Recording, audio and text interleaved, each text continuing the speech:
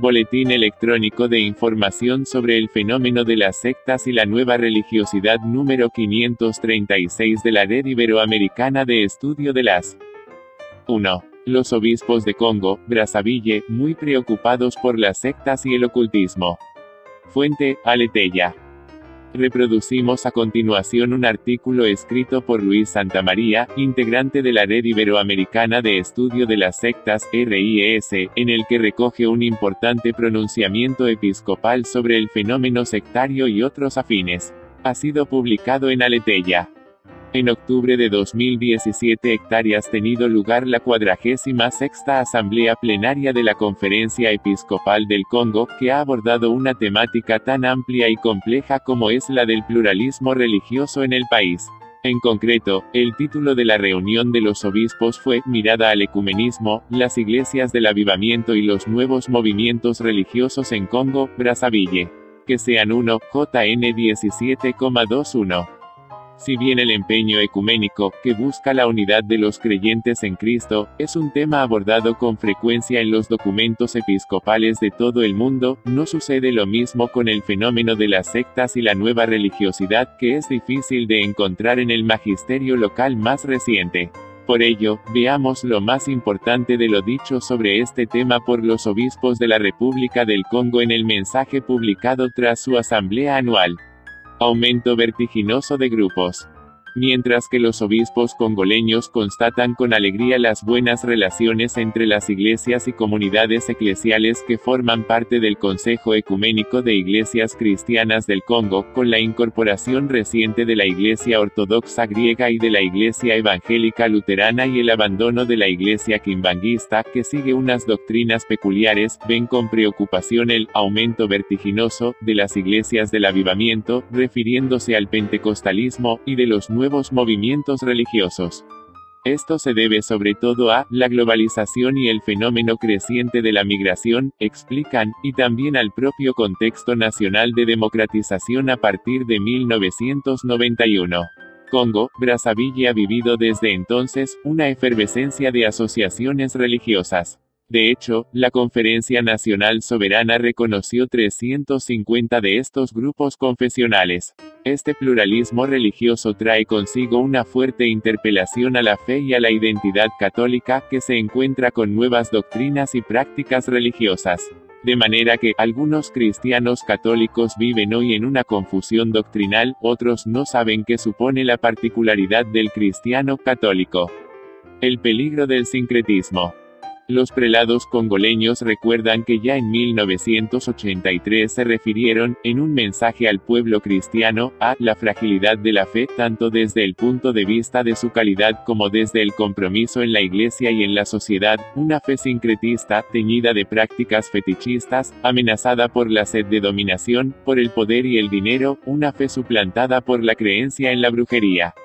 3 décadas después, este desafío sigue siendo actual, ya que las prácticas sincréticas todavía están presentes, con una atracción cada vez mayor por los movimientos espiritistas de carácter esotérico, iniciático y salvífico.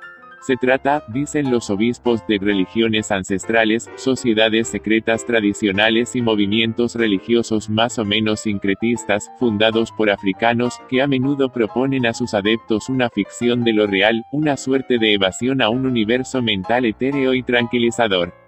Otro documento que recuerda la Conferencia Episcopal del Congo es el que dedicó de forma monográfica a este asunto en 1988, donde dejó claro el peligro de avanzar hacia estas nuevas realidades religiosas. Ahora, en 2017, los obispos del país creen necesario volver a tratar el tema con el fin de orientar mejor a los fieles hacia el encuentro con Jesucristo, que es el camino, la verdad y la vida. Religiosidad que busca la eficacia inmediata. La segunda Asamblea Especial para África del Sínodo de los Obispos, celebrada en 2009, señalaba en una de sus propuestas que los obispos debían emprender una acción pastoral enérgica contra todos los implicados en la brujería, y tomar las medidas disciplinarias convenientes, además de designar exorcistas en las diócesis. También se llamaba a reaccionar con un programa pastoral que, tras estudiar a fondo el problema a nivel local, se basara en la racionalidad, la liberación y la reconciliación.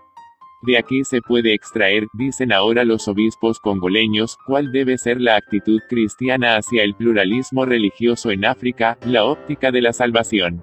Así, afirman, la cuestión de la autenticidad de la fe cristiana, suscitada por la influencia de los nuevos movimientos religiosos en los cristianos, tiene su origen en la concepción de la salvación en el Congo. Pero ¿qué es la salvación para los congoleños?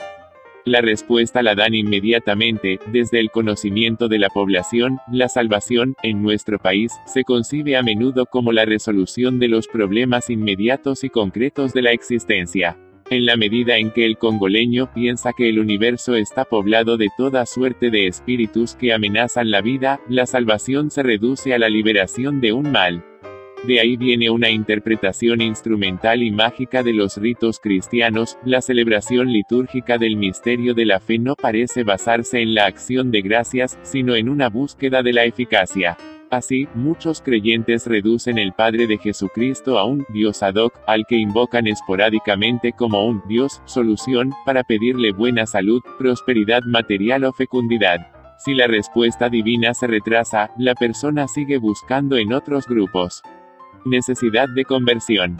En el fondo, los obispos del Congo observan una influencia fuerte de la cosmovisión de las religiones tradicionales africanas y de sus formas degradadas.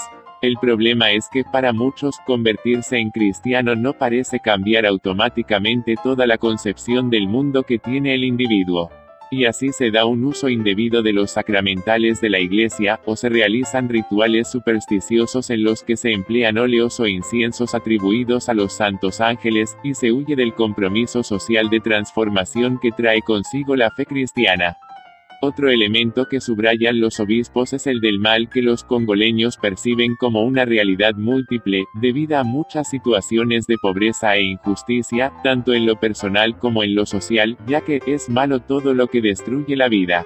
Y en este contexto, afirman, el éxito de las llamadas iglesias de avivamiento y de los grupos carismáticos de oración no es solo resultado de insatisfacciones socioeconómicas, sociopolíticas, culturales y afectivas, sino que se deben también a que la gente lee sus problemas en términos religiosos.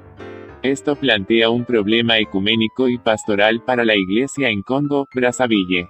Con respecto al esoterismo, los prelados recuerdan que la posición de la Iglesia sigue siendo la misma, y se encuentra en los cánones 1347, 1364 y 1374 del Código de Derecho Canónico. La pena de entredicho para los católicos que pertenezcan a asociaciones esotéricas, es decir, no pueden comulgar ni ser padrinos ni recibir exequias eclesiásticas.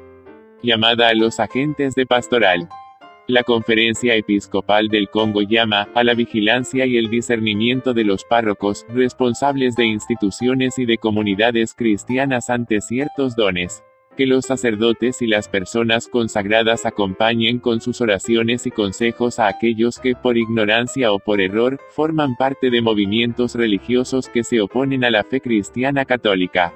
Que estén listos para iluminar a los que están en búsqueda. Que los mismos sacerdotes eviten el mimetismo con ciertas prácticas que no están de acuerdo con la fe católica. En sus palabras dirigidas específicamente a las familias, los obispos les piden evitar el sincretismo en vuestra espiritualidad, sin tener miedo de las otras confesiones religiosas, cuyos buenos frutos son visibles. A los jóvenes los llaman a resistir todo lo que promete un enriquecimiento fácil y a no vivir en contradicción con el Evangelio. Sabed que uno no puede pertenecer a una sociedad secreta, a una secta iniciática, y ser cristiano.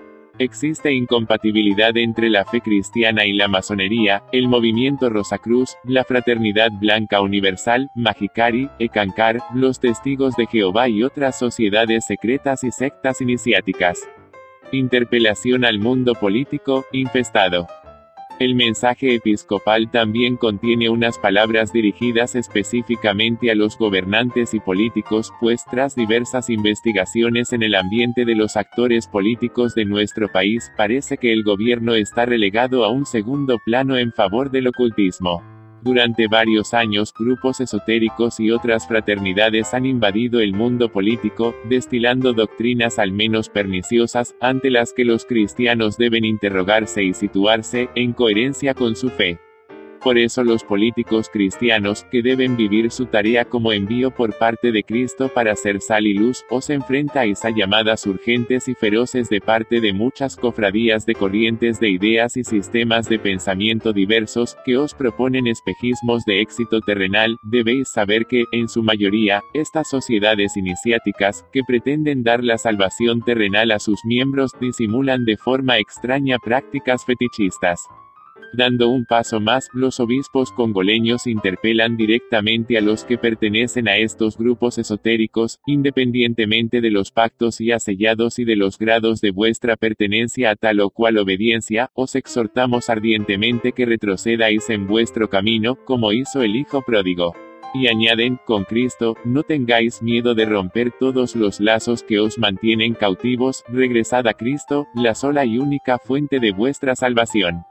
Y concluyen el documento con una llamada general a todos los fieles: no caigáis en la apostasía, la negación de la fe cristiana, a causa de la multiplicidad de grupos religiosos. Al contrario, debéis testimoniar, en vuestros ambientes de vida, vuestra fe en Jesucristo muerto y resucitado. 2. Canadá, 2 testigos de Jehová murieron tras el parto por negarse a transfusiones de sangre. Fuente, CBC News.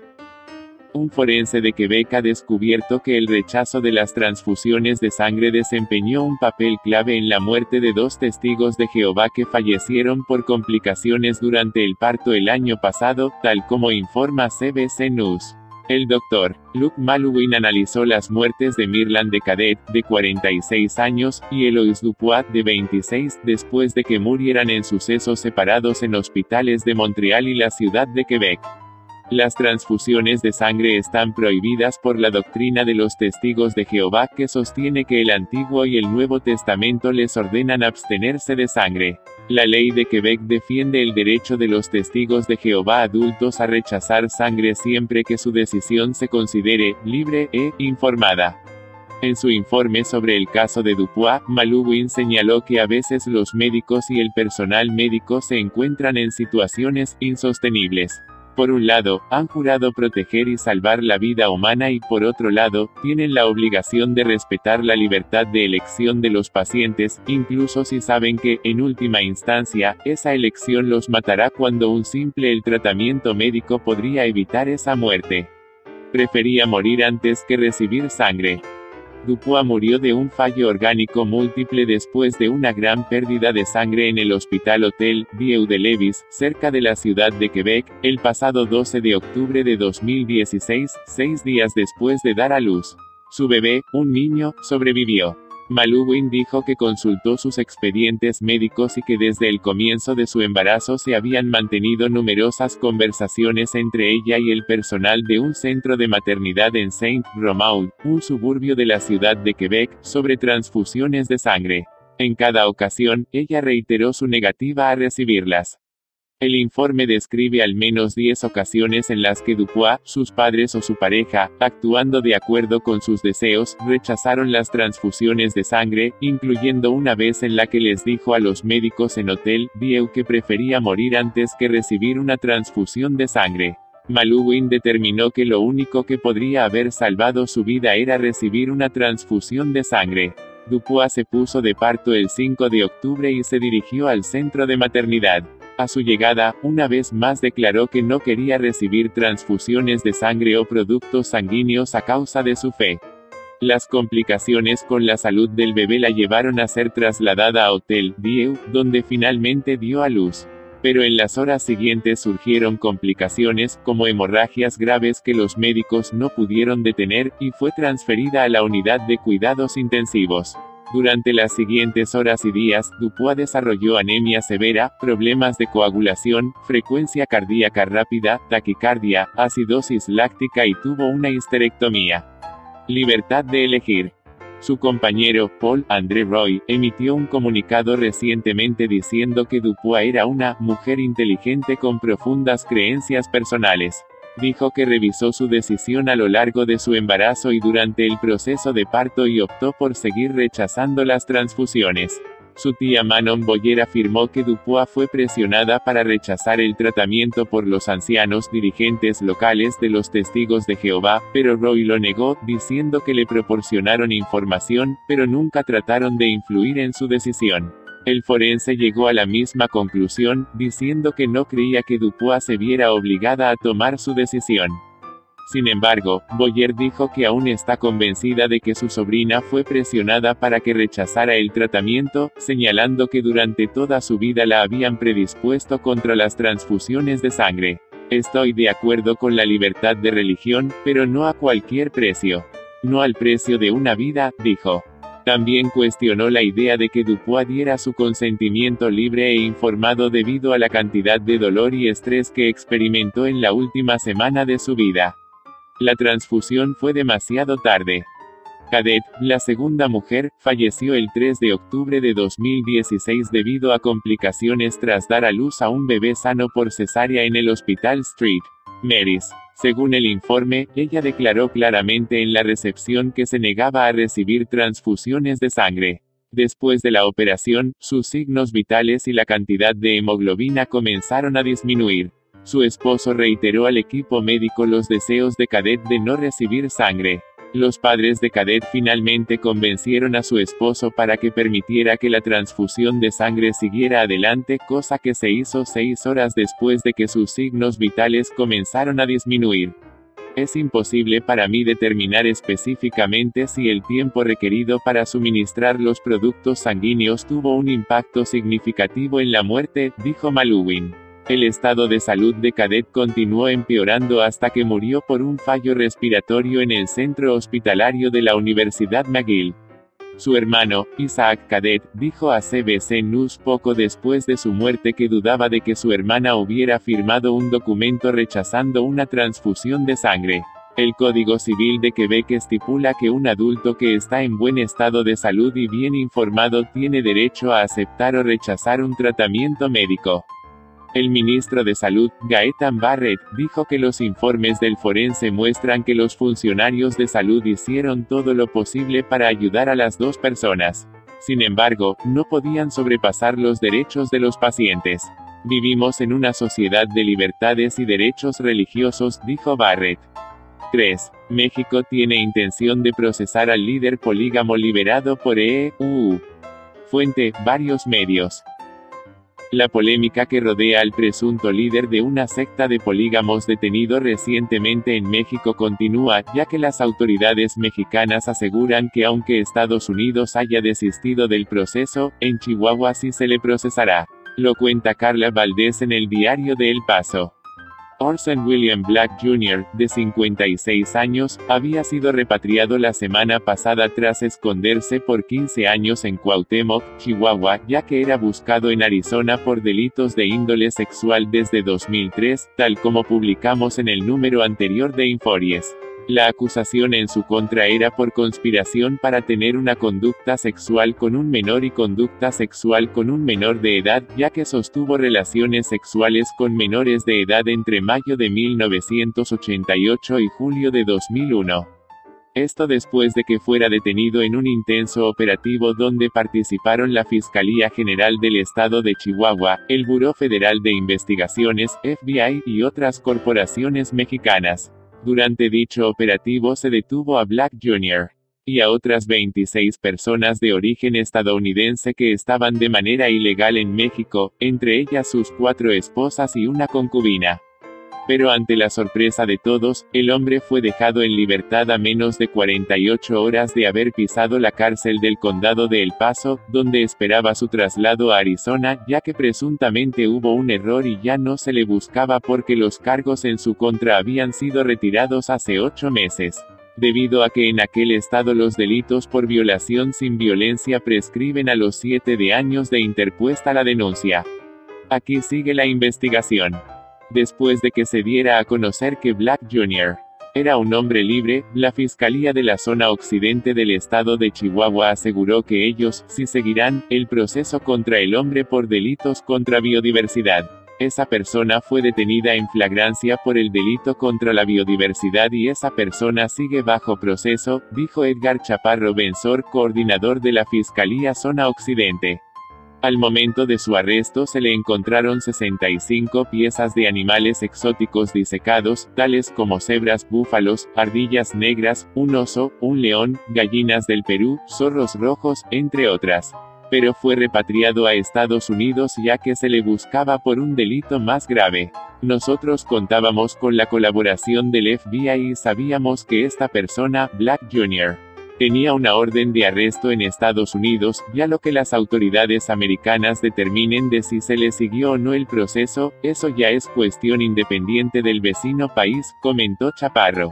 El coordinador dijo no saber sobre el estatus migratorio de Black Jr., ni de cómo será regresado a México para que sea juzgado por los delitos en su contra. 3 hijos de Black Jr. fueron ejecutados en Cuauhtémoc y la Fiscalía Zona Occidente no descarta que el hombre pueda estar involucrado. Estas personas fueron identificadas como Robert William Black, Michael Black y Jesse L. Black, cuyos cuerpos no fueron reclamados por nadie, lo que levantó las sospechas de las autoridades. Chaparro Benzor agregó que las investigaciones por estos 3 homicidios siguen abiertas, pero hasta el momento no han relacionado a Black Jr. directamente. La detención de esta persona, Black Jr., no fue por su involucramiento directo con la muerte de estas personas, sin embargo no se descarta la participación de ninguna persona en estos homicidios, concluyó. Un delito que no debería prescribir. Después de que las autoridades norteamericanas liberaran al líder de una secta polígama, quien tuviera relaciones sexuales con menores en la ciudad de Cuauhtémoc, el portavoz de la Arquidiócesis de Chihuahua, Gustavo Sánchez Prieto, expresó que el delito de violación a menores no debería prescribir en ningún país. Lo cuenta Carla Cabello en El Pueblo.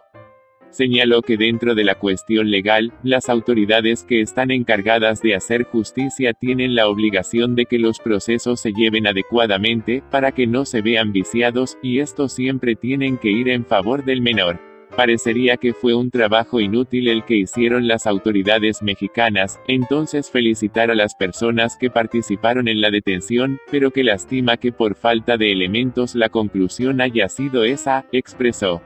Por otra parte, Sánchez Prieto destacó que también existe la cuestión moral, y dijo que el respeto que merecen los niños y niñas tiene que ser altamente significativo para la comunidad entera. Tenemos que sentirnos invitados todos a trabajar por el respeto que nos merecen los niños y las niñas en los distintos aspectos de su vida, expresó el vocero Gustavo Sánchez Prieto.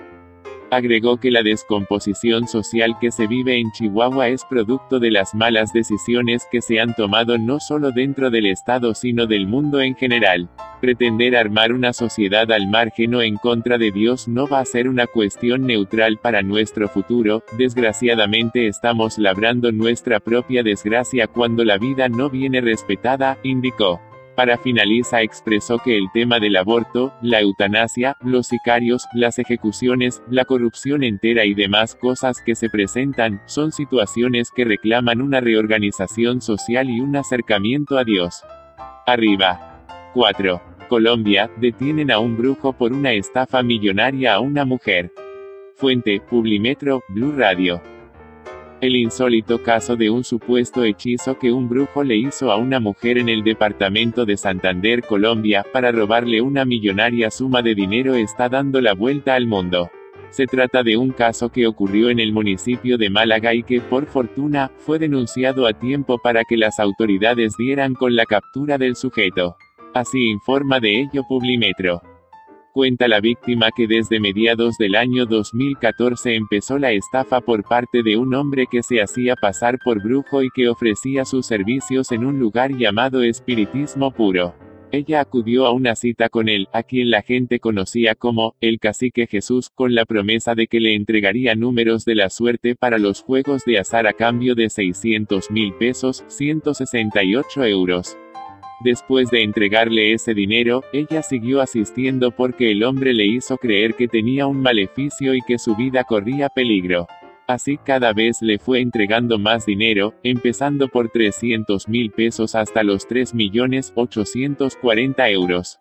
Pero cuando la mujer decidió no volver más, el brujo empezó a intimidarla enviándole a su casa supuestos maleficios con órganos de animales en descomposición. Finalmente, la víctima denunció ante las autoridades, que le siguieron la pista al brujo y a 2 personas más, quienes fueron capturadas en los municipios de Antioquia y Cundinamarca. Son personas que le manifestaban a la comunidad manejar la brujería, intimidando a las víctimas a quienes les enviaban órganos de animales para hacerles creer que eran víctimas de maleficios y a través de elementos supersticiosos, los inducían a que les dieran dinero y objetos de valor, señaló el coronel Jaime Escobar, comandante de la Policía de Santander, en declaraciones recogidas por Blue Radio. Una de las víctimas relató que contactó con el supuesto brujo, quien le ofreció un número de suerte a cambio de 600.000 pesos, y al día siguiente se registró un movimiento en su cuenta bancaria la suma de 60 millones de pesos, 16.800 euros. Después de haber entregado más de 200 millones de pesos, 56.000 euros, la mujer dio aviso al Gaula, Grupos de Acción Unificada por la Libertad Personal, de la Policía Nacional. La banda delincuencial liderada por el brujo fue desarticulada en su totalidad y los capturados fueron dejados a disposición de la Fiscalía General de la Nación. 5. Las autoridades de EUU advierten del uso ilegal de ayahuasca en una secta. Fuente, F. Los miembros del credo Búsqueda del Alma Ayahuasca de la Madre Tierra, Soul Quest Ayahuasca Church of Mother EARTH, de Orlando, centro de Florida, EUU, han sido advertidos por las autoridades federales de que el uso en sus ceremonias de ayahuasca, una poción alucinógena, es ilegal, tal como ha informado la agencia F, haciéndose eco de un medio local. La Agencia Antidrogas de Estados Unidos, DEA, ha comunicado a esta supuesta iglesia que la ayahuasca que prenden en sus velas contiene el componente alucinógeno DMT, una sustancia controlada por las autoridades federales.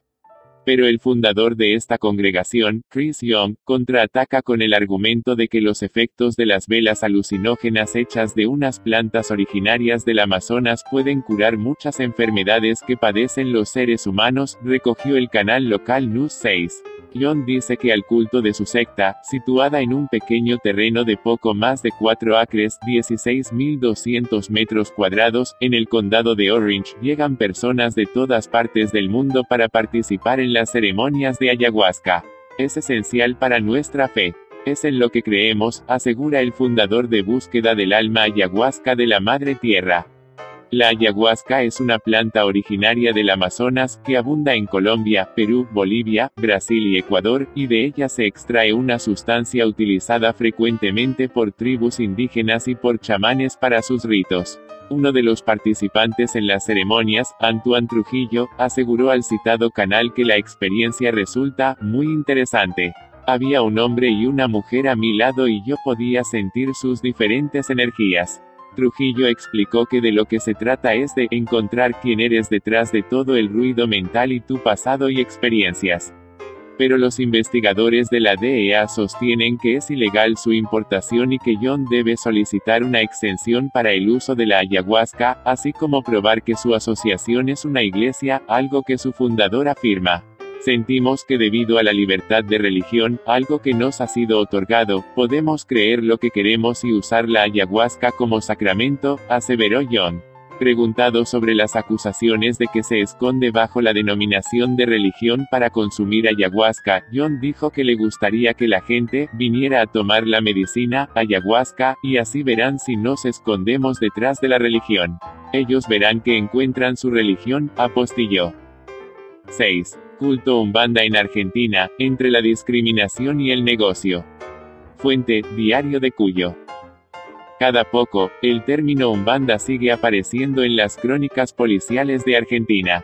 Aunque esté mal empleado o sea percutor para disparar sospechas que luego se diluyen, como el caso de Carlos Varela, cuyo cuerpo fue exhumado para corroborar si su muerte se produjo como indica el certificado de defunción. Su hermano, el denunciante, vinculó a la sospechosa, la esposa, con practicar ritos Umbanda.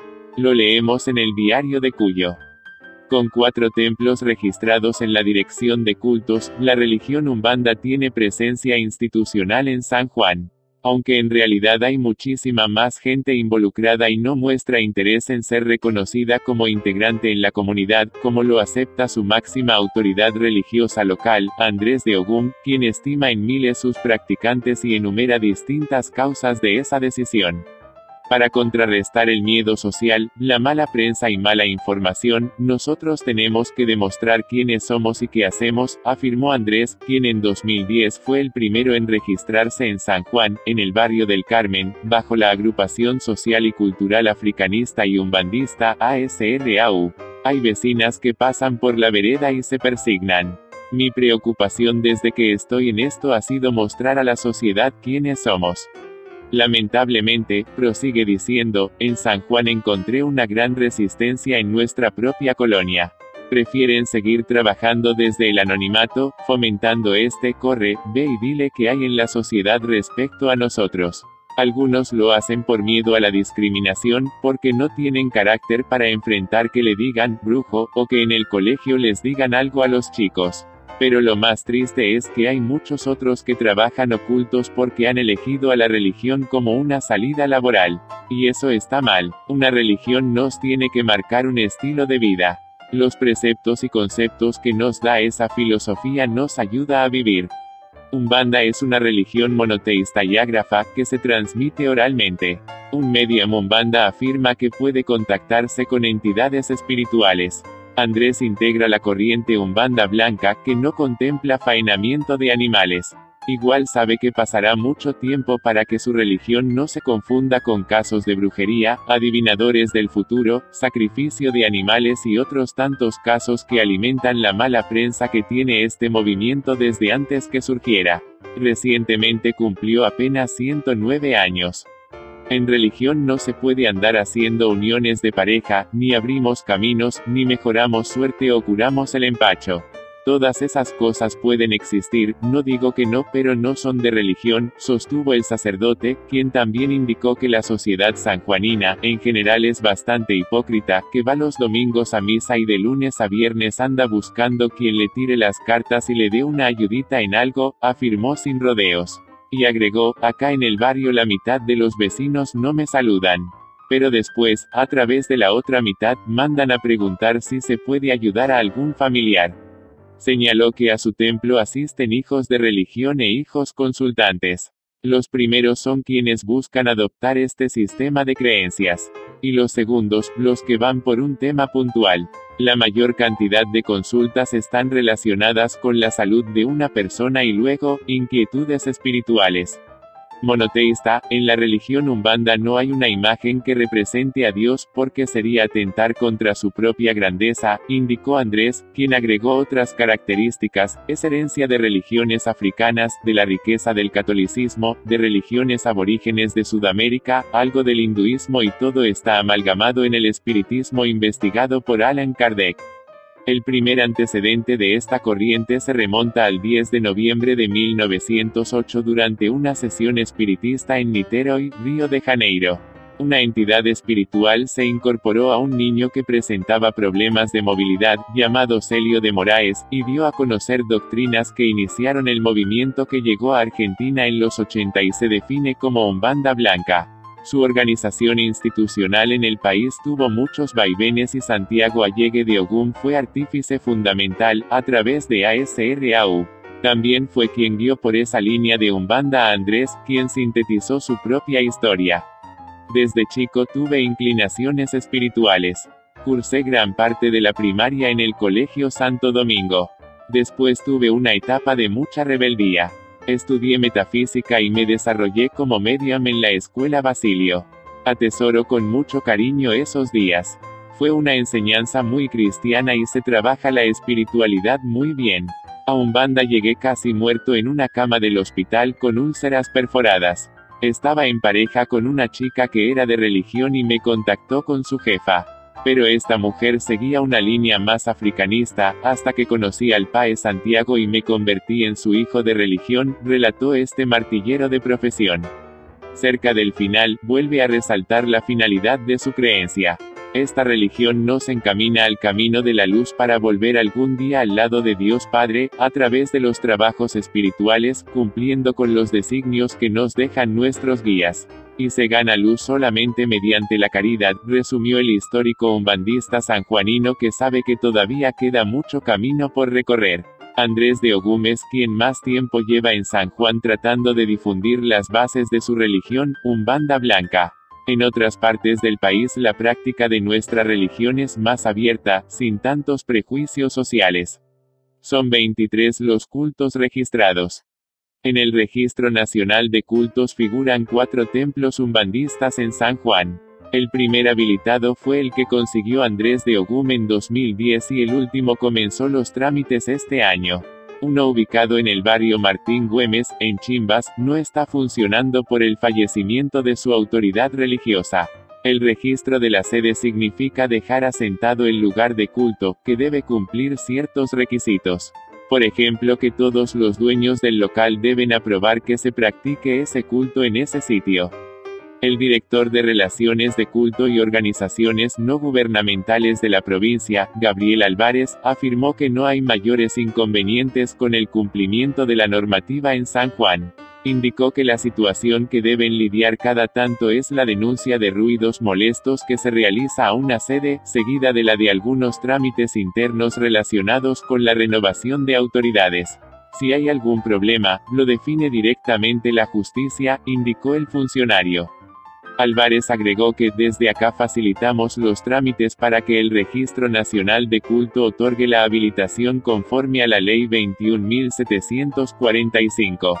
Además de asesorar, la dirección se transforma en mesa de entradas para que los trámites se realicen sin intermediarios ni necesidad de ir a Buenos Aires. Para conseguir la habilitación de la práctica de un culto es necesario presentar la documentación que acredite que una persona es autoridad religiosa y cuál es su formación. Además, debe estar avalado por un listado de personas, quienes mediante firma certificada, integran la formación del culto. En San Juan desde hace 11 años funciona la Mesa Interreligiosa Provincial, en la que comparten experiencias y necesidades.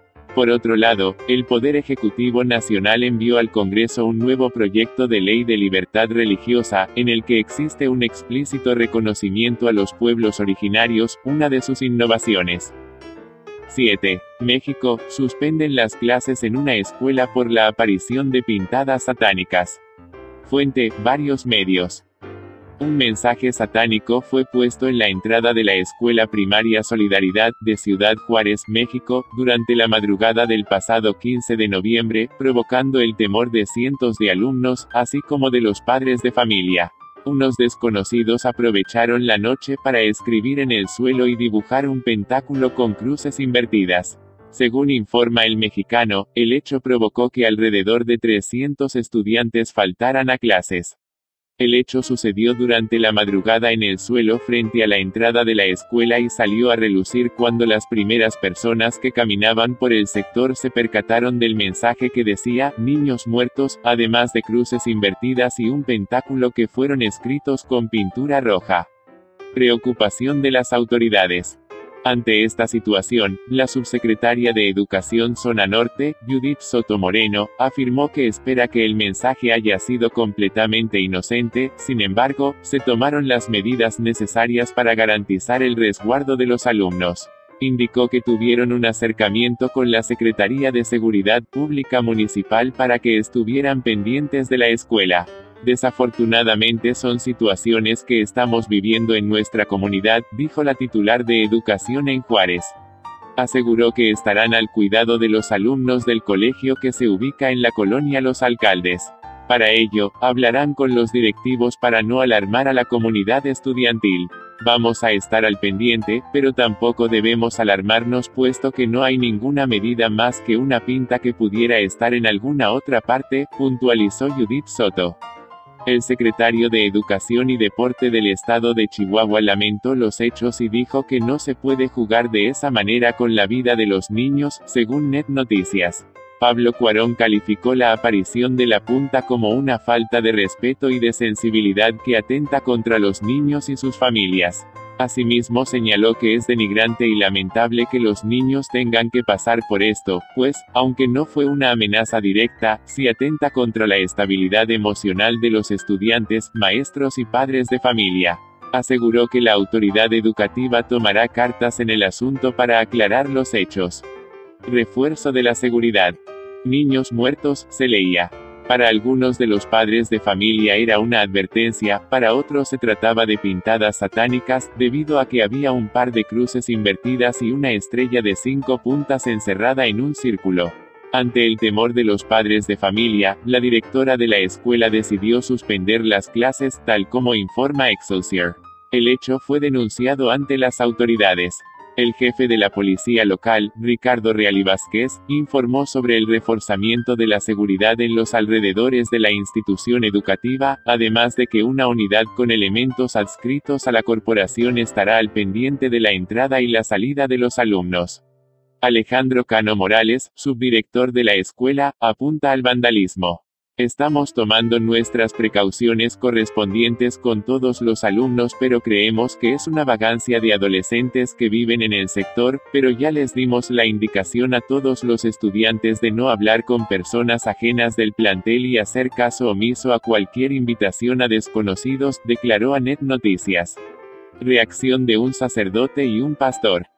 Preguntado por El Mexicano, el sacerdote católico Eduardo Allen Cuarón dijo desconocer la pintada satánica que se escribió en la escuela primaria Solidaridad. Sin embargo, recomendó que es importante que exista una protección especial de los niños que acuden a tomar clases en ese plantel educativo, ya que puede ser la advertencia de una persona que tiene problemas psicológicos y tenga intenciones de hacerles daño.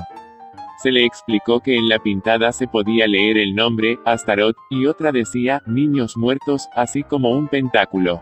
El sacerdote afirmó que este ha sido asociado desde hace mucho tiempo con el misterio y la magia. Este símbolo sin duda es el más reconocido por todos los seguidores de la tradición pagana y es tan antiguo que su origen preciso se desconoce. Ha sido utilizado desde épocas remotas como talismán de protección, pero su utilización masiva y, de hecho, su imagen más popular, se vinculan al satanismo. El padre Allen comentó también que por la cuestión del diablo no hay que preocuparse mucho, los demonios actúan a través de las personas que quieren dañar a otras personas, o bien, si esas personas quieren dañar a los niños pueden estar movidos por los espíritus del mal. Por esa razón, señaló que se les debe de dar protección a los niños de ese plantel educativo, darles protección pero nada que les pueda pasar por cuestiones de demonios. En tanto, el pastor Abraham Cordero, de la Iglesia número 35 Apostólica de Ciudad Juárez, exigió se dé celeridad a la investigación. Quienes realizaron estas pintas en contra de los menores de edad son unos cobardes al querer atemorizar a los niños, por eso es importante que las autoridades investiguen este caso hasta sus últimas consecuencias, según su testimonio recogido por Excelsior. Vandalismo con tintes satánicos. Vicente Jara, integrante de la Red Iberoamericana de Estudio de las Sectas, RIES, explica en su clasificación de los fenómenos vinculados al satanismo que una de las categorías del mismo es la del satanismo, lúdico, vandálico. Tal como explicaba en el último programa Conoce las Sectas, en Radio María España, que él mismo dirige, muchos sucesos de este tipo se deben a grupos de jóvenes que quieren romper las normas, actuar contra la sociedad en la que viven y que consideran injusta, realzar su propia persona y su grupo, proponiéndose en muchas ocasiones actos vandálicos y criminales como pruebas de valor y mérito. Por los indicios del caso mexicano, por lo publicado en los medios de comunicación, podríamos encuadrar seguramente las pintadas del Colegio de Ciudad Juárez en este tipo de satanismo, que no se corresponde con la pertenencia de los autores a un grupo de creencias y prácticas de adoración al demonio. 8. Profanaciones por rituales esotéricos en cementerios de Colombia, México y Argentina. Fuente, varios medios. Recientemente, y sobre todo en torno a los días 1 y 2 de noviembre, han tenido lugar varios casos de profanaciones de cementerios en distintos países iberoamericanos, profanaciones que tienen indicios claros, cuando no pruebas concluyentes, de una connotación esotérica, sectaria o ritual. Recogemos a continuación algunos de estos casos, tal como han sido divulgados por los medios de comunicación locales o nacionales. Colombia, tumbas profanadas en Palmira. Supuestas sectas satánicas profanaron tumbas en cementerio de Palmira, Valle del Cauca, Colombia, según informa Blue Radio. El hecho se presentó en el corregimiento de La Buitrera, del municipio de Palmira, donde la comunidad denunció que varias bóvedas del cementerio Ayacucho fueron saqueadas para hurtar los huesos, al parecer, por grupos de sectas satánicas que hacen presencia en esta región. Después de la misa me acerqué al cementerio a llevarle unas flores a un familiar y cuando llegué me encontré con que habían saqueado 2 tumbas, aseguró Marce Díaz, líder de la zona. En horas de la mañana del 30 de octubre, la policía de Palmira se trasladó hacia el cementerio donde se presentó la profanación para hacer la investigación del hecho. En Publimetro leemos que la semana anterior, otro suceso similar había estremecido a los caleños, 4 gatos negros fueron hallados muertos, decapitados y con los cuerpos llenos de alfileres. Desde las fundaciones de apoyo a los animales callejeros se encendió una alerta para evitar que gatos y perros, específicamente los de color negro, fueran sacrificados para rituales satánicos. El padre Dimas Orozco, párroco del corregimiento, dijo que no hay claridad sobre los motivos de esta situación. Anotó que puede tener algún nexo con el llamado Día de las Brujitas, además del Día de Todos los Santos, y el Día de los Fieles Difuntos, entre el 1 y 2 de noviembre. No descartó que se hubieran presentado ritos satánicos, en los que se sacan los huesos de personas para esas prácticas. En ese sentido, rechazó esa clase de comportamientos, según publicó El Tiempo. México, brujería en el cementerio de Villahermosa. Clara es trabajadora de limpieza del Panteón Comunitario de la Colonia Gaviotas, en Villahermosa, Tabasco, México, y asegura que en la semana anterior al 1 de noviembre han encontrado más de 5 fotos con alfileres y dentro de botes, incluso, comentó alarmada, han sorprendido a personas que llegan a desnudarse en el cementerio por las noches. Lo cuenta el medio La Silla Rota. Se trata de rituales de brujería que curanderos ofrecen para presuntamente obtener diversos resultados como amarres de amor, derribo de enemigos y separación de parejas. Los rituales han llamado la atención de las autoridades, ya que ocurren cada vez con más frecuencia en panteones comunitarios de Villahermosa, haciendo uso incluso de los huesos de cadáveres sepultados y convirtiendo a estos sitios de descanso eterno en puntos de hechicería negra. Trabajadores al interior de dichos camposantos indicaron que los trabajitos se hacen durante todo el año, sin embargo, se intensifican durante las celebraciones de los fieles difuntos. Vienen a hacer hechicería, está el momento de fotos con alfileres, ayer vino un hombre y vimos que se estaba despojando y cuando lo íbamos a enfrentar, salió corriendo y había dejado una bolsa de brujería, ahí la dejó tirada, agrega Clara. Y continúa, hay pomos en donde meten toda la cochinada que le hacen a la pobre gente y hasta hay destapado un finadito, ahí están los huesos, ahí echan la brujería. El panteón luce escenas aún más macabras de lo habitual, se pueden apreciar fotografías marcadas de mujeres y hombres al pie de ataúdes destapados, algunos amarrados con listones rojos mientras que otros marcados con alfileres. Según los cuidadores estas prácticas se realizan luego de la medianoche, y aunque el camposanto cuenta con vigilancia, los curanderos se saltan las bardas para realizar sus amarres. Martín Medrano Rodríguez, conocido como El Brujito, en el mercado, José María Pino Suárez, es comerciante de productos esotéricos desde hace 42 años y asegura que los curanderos recurren a estos lugares de descanso eterno para sellar los rituales con tierra de panteón y hasta huesos de cadáveres. Afirma que lo que se hace en los cementerios son trabajos relacionados con daños hacia personas específicas, sin embargo, los más comunes son amarres de amor, derribo de enemigos y separaciones de parejas. Estos trabajos pueden ser para muchas cosas, pero mayormente se hacen para tirar un enemigo, para desgraciar a su competidor, hay mujeres desesperadas, hay hombres con urgencia de mujer. En lo particular, dice, comercializa todos los instrumentos para realizar los trabajos, principalmente veladoras que después son preparadas por los hechiceros. Para el amor, comenta, tiene, el de ven a mí, mi el amor, domino a mi hombre, atrayente, tenemos también el de la muerte en rojo, siendo que cada veladora tiene su significado. Mientras que para el derribo de enemigos sobresale todo tipo de veladoras negras, ya sea de la Santa Muerte o con imágenes de calaveras. Todo lo negro es para derribar enemigos, la Santa Muerte en color negro, retiros negros, tumbo enemigos negros, todo eso, apuntó. Para estos rituales las personas invierten desde 25 hasta más de 250 pesos en veladoras, ya que las hay de todos los precios y tamaños. Finalmente, los trabajadores de cementerios indicaron que cada celebración de Día de Muertos los practicantes de hechicería incrementan su arribo, situación que han medido por el aumento en el número de frascos con fotos dentro. México, limpias y sacrificios rituales en Chapultepec. Cuidadores del Panteón Chapultepec, Ciudad de México, aseguraron que este camposanto es utilizado por personas extrañas y sectas satánicas para realizar ritos. Los trabajadores del cementerio declararon que han sorprendido a personas haciendo limpias y han encontrado animales degollados, así como otros objetos de brujería.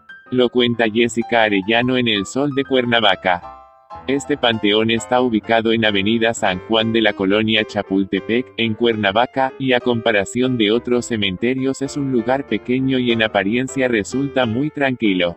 Sin embargo, Oswaldo Rivera, uno de los cuidadores del panteón, señaló que cuando llega con sus compañeros en las mañanas para abrir el lugar se encuentran con diversas cosas extrañas, como objetos que, refirió, se utilizan en rituales o cosas de sectas satánicas. También, indicó que frecuentemente encuentran animales degollados, como gallinas negras, conejos, gallos, pichones. Cristino, quien también trabaja en el lugar, compartió que un día que llegó para abrir el panteón y ahí se encontró con un caminito de monedas, que partían de la puerta principal hacia las tumbas, además de que había huevos y al final del caminito, había una servilleta que en su interior tenía 3 monedas. Rivera relató que en otra ocasión encontró una caja que contenía ropa interior roja, imanes, miel y manzanas, inclusive, dijo que han encontrado ropa de personas con objetos extraños.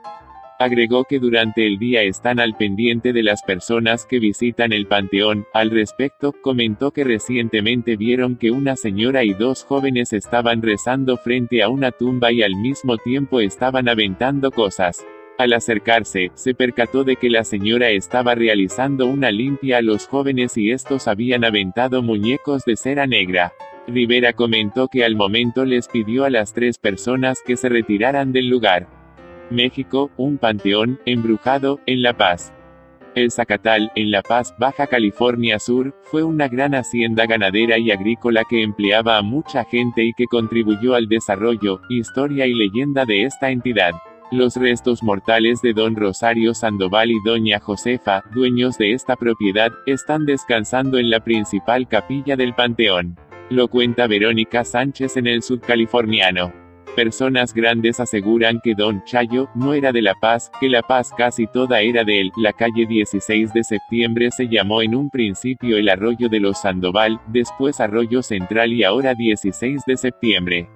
Al respecto, Gilberto Manuel Ortega Avilés, egresado de la licenciatura en Filosofía por la Universidad Autónoma de Baja California Sur, UABCS, describió que como toda hacienda el Zacatal debería tener su capilla y su panteón. Don Rosario lo fundó siendo su patrono San Antonio de Padua, y desde entonces cada 13 de junio se celebra en el lugar. Dentro del mismo contexto, evidenció que también se cuenta que don Sandoval enterró un enorme tesoro en donde hoy se encuentra el panteón, lo cual no ha sido confirmado por el cuidador, pero por razones legales y quizás religiosas también nadie ha podido cavar en busca de estas riquezas. De esta enorme hacienda hoy solo queda el camposanto, el cual cuando la ciudad no era muy grande quedaba a las afueras de la ciudad, y siendo un panteón viejo, generaba muchas leyendas sobre fantasmas. Incluso muchos jóvenes en busca de emociones iban en busca de fantasmas y en muchas veces sí los encontraban, observó. Señaló que en repetidas ocasiones fueron encontrados restos de artilugios de rituales de magia negra, así como restos de sangre, velas negras, animales muertos, los cuales quedaron confirmados en la década de los años 90 en reportes policiales, periódicos y testimonios de personas que encontraban estos restos cuando iban por la mañana a visitar difuntos. Para 1989, según registros policíacos y publicaciones en periódicos locales, eran alarmantes ya que no solo hablan de sectas satánicas que operaban en otros estados vecinos, y también se mencionaba en La Paz estos grupos estaban haciendo sus rituales en especial en el panteón de El Zacatal. Según los registros de la época, los adoradores de Satán, mediante velas negras y rituales muy antiguos realizaban sus prácticas en el lugar, durante las noches de luna llena donde sacrificaban menores de 3 años para beber su sangre. También durante estos actos los practicantes inhalan sustancias químicas para lograr contacto con el Señor de las Tinieblas, relató. Refirió que para diciembre de 1990, la policía realizaba exhaustivas investigaciones respecto a las sectas diabólicas que operaban en el país y habían cobrado más de 12 víctimas en la ciudad de Tijuana. Este clan era el mismo que llevaba realizando los actos de sacrificio en el panteón de El Zacatal de La Paz, Baja California Sur. Evidenció que tras la detención de la señora Patricia Pacheco, líder de este clan, con todo esto quedó desarticulada, quizás la secta satánica más grande de México, que involucraba a La Paz, Tijuana y Sinaloa, afirmando que aunque cualquier persona es libre de creer en lo que quiera, no se puede privar de la vida de alguien, ni realizar actos delictivos como lo realizó esta terriblemente célebre secta. El crecimiento de la ciudad ha dejado más al descubierto el panteón, ya no está más en una vereda a las afueras de la ciudad, pero se sigue sintiendo una atmósfera muy pesada quizás por todo lo que ha ocurrido en el lugar. Cabe destacar que los brujos de la ciudad se han retirado a otros lugares más solitarios a realizar sus ritos, pero todavía así mucha gente asegura que aún espantan, subrayó. Mencionó que antes el lugar se quedaba abierto por las noches, pero los daños provocados por vándalos así como por las personas que practicaban brujería obligaron a los cuidadores a cerrar por las noches. El cuidador actual nos relata que él no tiene miedo de El Zacatal, que aunque nunca se le ha aparecido un fantasma, en una ocasión le tocó ver un señor a caballo dentro del panteón y aunque lo persiguió nunca lo encontró, y que era imposible que hubiera salido por otra parte. Al contrario de lo que muchas personas piensan, El Zacatal es un panteón activo, aunque es pequeño, funciona y si alguien desea ser enterrado en él, si es posible, una buena opción si no se tiene el dinero para cubrir los costos de otros panteones, concluyó Ortega Avilés. México, santería y brujería en panteones de Nogales. La santería, brujería y ritos satánicos siempre han existido, pero en la actualidad están en su auge en la ciudad de Nogales, Sonora, explica César Barragán en el Diario de Sonora. Durante más de 20 años trabajando en los panteones de esta ciudad, he visto estas prácticas, las cuales se han incrementado bastante, señala un trabajador que prefirió omitir su nombre. A pesar de que está prohibido, muchas personas utilizan los panteones para realizar sus ritos, y no les podemos decir nada porque son personas de poder, personajes conocidos, individuos que no dudan en usar la violencia. No me es posible mencionar nombres, ellos sabrían que yo los evidencié y no sería bueno para mí porque a pesar de que son muy discretos no buscan esconderse para realizar sus prácticas, es mejor respetarlos, cada quien con su vida, comenta. El entrevistado señala que después de las visitas de estas personas se pueden encontrar diferentes objetos relacionados con estas prácticas que realizan tanto de día como de noche. Constantemente sobre algunas tumbas aparecen velas de diferentes colores, restos de animales muertos, amuletos e incluso excavaciones que indican que se llevaron parte de la tierra o que entierran objetos. Todo tipo de personajes, hombres y mujeres toman partido de estas ceremonias, especialmente aquellos que tienen o buscan poder, agrega. Refiere que anteriormente las mujeres tenían mayor participación, pero ahora han sido superadas por los hombres. En estas prácticas existe el bien y el mal, pero todos buscan un bienestar, poder, dinero, protección, el amor o la venganza, que venga a ellos de la forma que sea, esos son los objetivos para hombres y mujeres, dice el trabajador de uno de los panteones de la calle Reforma. Argentina, encuentran ataúdes en un arcén. El pasado 20 de octubre, pasadas las 12, el personal policial de la Comisaría Seccional 49ª inició una amplia investigación sobre la ruta provincial 152, en cercanías a la localidad de Tipiro, Buenos Aires, donde unos vecinos encontraron varios féretros al costado de la ruta. Según las fuentes policiales de las que se hace eco Nuevo Diario, el fétido olor a descomposición fue el detonante para encontrar el ataúd. Los efectivos llegaron al lugar y comenzaron a trabajar para lograr sacar el cajón, que no contenía ningún cuerpo. Posteriormente, el personal de la División de Criminalística realizó trabajos de fotografía y de medidas en el lugar, determinando que el ataúd de madera se encontraba en buenas condiciones, por lo cual se cree que fue abandonado hace 2 días. Por su parte, las autoridades judiciales de la Unidad Fiscal Capital informaron a Nuevo Diario de que se iniciaron las investigaciones para establecer qué sucedió con los cuerpos pertenecientes a estos féretros. También afirmaron que la principal hipótesis que manejan en la investigación sería la de ritos umbanda que se realizan en la zona, personas que se dedican a profanar tumbas con el fin de vender ilegalmente huesos humanos y, por último, las creencias paganas de enterrar a un familiar en cercanías a la vivienda.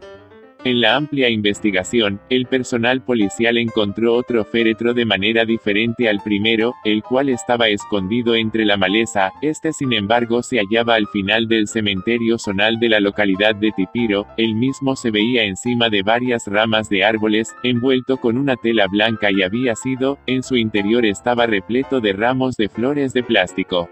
Es normal estos acontecimientos en la zona, hay mucha práctica de ritos umbandas por aquí, señaló la fuente. Trabajó el personal de la Comisaría Seccional 49. 9. Cárcel para un santero de Florida que abusó de menores. Fuente, El Nuevo Herald. Un hombre de Bradenton, Florida, que usó la santería para obligar a una menor de edad a tener relaciones sexuales con él, fue sentenciado a 75 años de cárcel, tal como informa Ryan Callihan en El Nuevo Herald.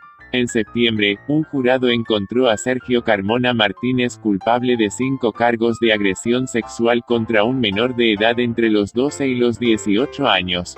Cada cargo conlleva una condena de hasta 30 años de prisión. Según documentos judiciales, Carmona Martínez, de 56 años, argumentaba transmitir los deseos de espíritus que le harían daño a la víctima si ésta se negaba a tener sexo con él.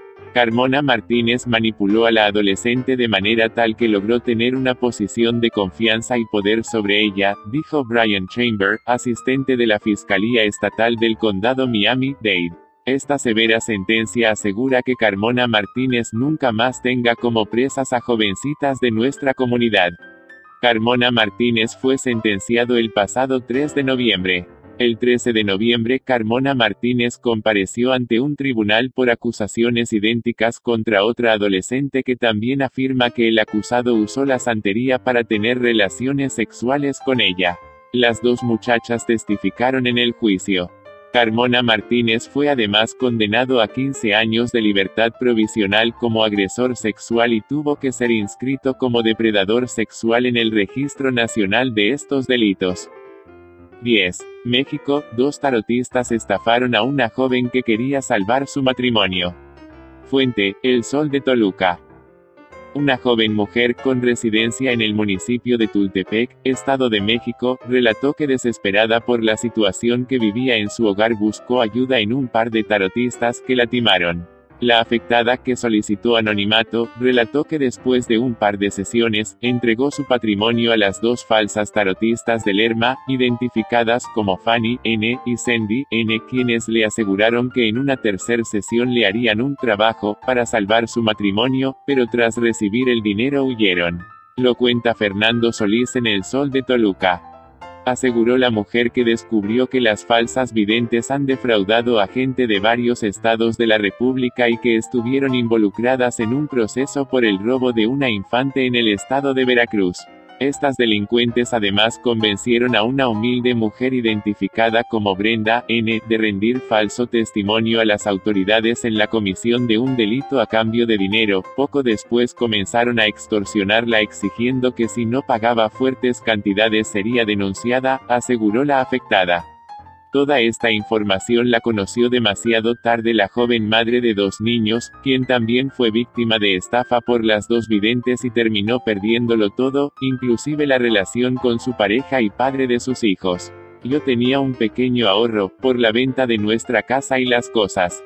Pero mi esposo comenzó a tomar todos los días, a veces no llegaba a la casa y decía que me iba a abandonar junto con mis hijos, yo no sabía qué hacer y unas vecinas me dijeron que fuera con unas videntes para que me hicieran un amarre, dijo.